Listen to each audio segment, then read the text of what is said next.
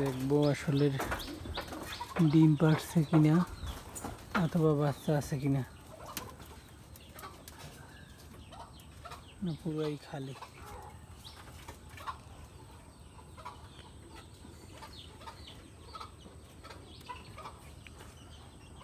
একটা ডিম আছে, দুইটাই আছে, কিন্তু ডিম ঠান্ডা। ওরা বাইরে বাইরে ঘুরতে আছে, মনে হয় ডিম ভালো নেই। আগে ওদের একটা ডিমের বাচ্চা পড়তো আর একটা নষ্ট হইতো, এখন তো দেখি দুইটাই নষ্ট হয়ে যাইতেছে।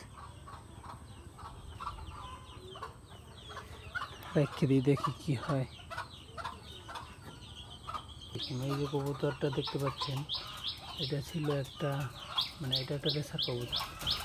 তো এটা রেসার কবুতরটা বাংলা কবুতরের সাথে থাকতে থাকতে পুরাই বাংলা স্বভাবের হয়ে গেছে।